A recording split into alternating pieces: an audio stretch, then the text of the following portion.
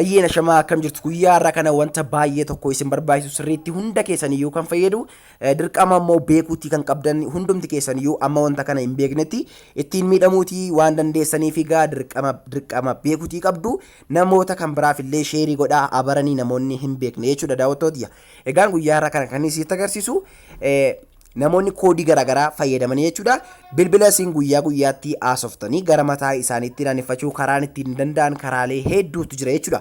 Kanaafi koodota sana fayyadamuudhaan akkamitti akka namni hordofamuutii danda'amu kan jedhu isinitti kan agarsiisu ta'a. Kana qofaa miti yoo namni bilbila keessan dhaggeeffachaati jiraate wanta isin nama wajjin haasa'aa jirtan yoo kan dhaggeeffatu ta'e akkamitti akka ofirraatii balleessitan kan jedhudha jechuudha. Kan inni isinitti agarsiisu kanaaf hanga xumuraatti na waliin ta'uun sirriitti isteepii kee hordofuun daawwadhaan isiniin jedha.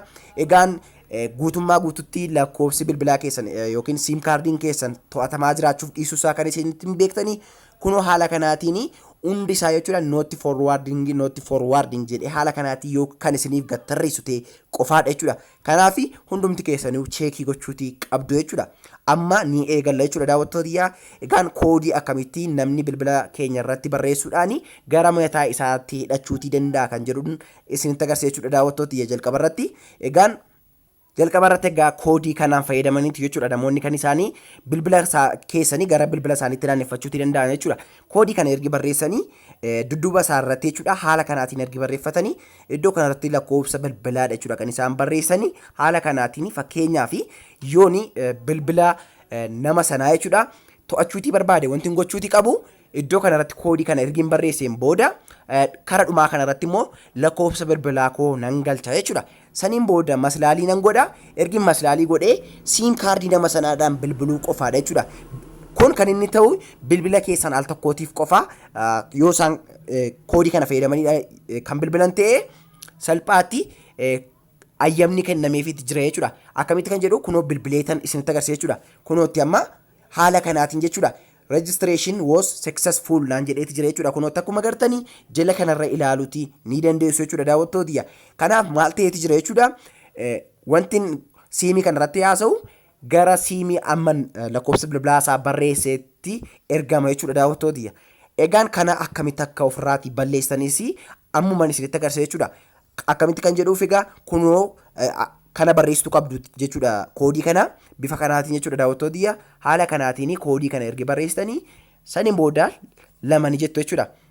Kunootti bifa kanaatiin koodiin isinitti agarsiisaa jiru iskiriinii kanarraa ilaaluudhaan isinis kan keessan irratti barreessuutii ni dandeessu jechuudha. By the way koodiin kun internationally waan ta'edha jechuudha. Namoota hunda keessaniif iyyuu ni hojjeta jechuudha daawwattoota. Kanaaf na hojjechuu didee hin jedhina hunda keessaniif iyyuu akka inni hojjetu waan beekuuf isinitti agarsiisa jechuudha. Egaan kunootti amma hidhameeti jira jechuudha.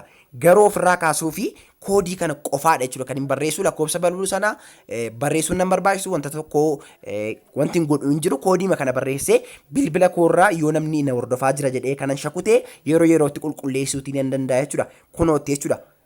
Bifa kanaatiin qulqullaa'eeti jira jechuudha. Res successful jedheetu jira jechuudha. Kana jechuun qulqullaa'eeti jira namni na hordofaatiin jiru call forwardingiin hojjetaa hin jiru jechuudha. Egaan haala kanaatiin jechuudha. Bifa kana amma isinitti agarsiise kanatti fayyadamtu jechuudha. Lamaan isaa beekuuf iyyuu.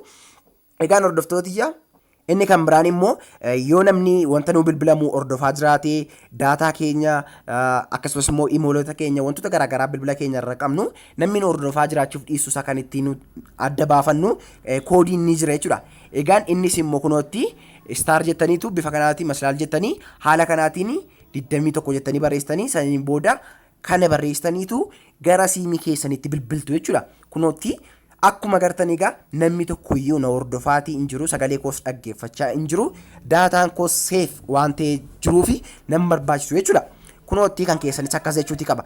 Yoo garuu namni sagalee keessan SMS keessan wantoota garaagaraa dhaggeeffachaa ilaalaati jiraate kunoo asirraatii isinitti hima jechuudha daawwattoota. Kanaaf kana koodii isa kana fayyadama. Yoo koodiin inni kun isin dide jechuudha inni kun yoo kan isin didu ta'e iddoo kanarratti jechuudha kana itti dabalaan jedha hordoftoota biyya kara lamaan keessaa tokkotu isiniif hojjeta jechuudha. Kun hunda keessaniif iyyuu ni hojjetan hin beeka garuu namoota tokko tokko yoo dideef jechuudha kunoo kana fayyadamtu jechuudha. Kunooti tokkumadha jechuudha. Innaa bilbiltanii gaafatanii waamama tokko isiniif fida jechuudha. Egaan hordoftoota biyya ammas koodiin kan biraan immoo ni jira jechuudha. Karaan ittiin namni bilbila keessanii xalafuutii yookiin immoo to'achuutii haakii gochuu danda'u jechuudha.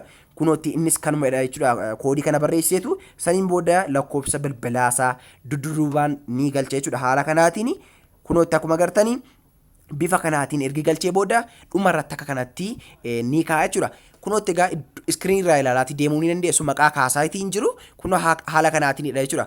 Koodiin kun jalqaba barraa'uuti qaba achi booda lakkoofsa bilbilaa barraa saniin booda dhumarratti bifa kanaatiin maslaaliin ni gala jechuudha. Achi booda egaa kun haashkiidha jechuudha. Dhumarratti haashkii ergi galee booda gara siim keessanitti ergi bilbiltanii kunooti registration was successful jedheetti jira jechuudha. Akkuman ka duraa isinitti agarsiisa jechuudha. Kanaafi lakkoofsa bilbilaa kana amma kan hin galchee siim koon irratti kan hin godhe jechuudha.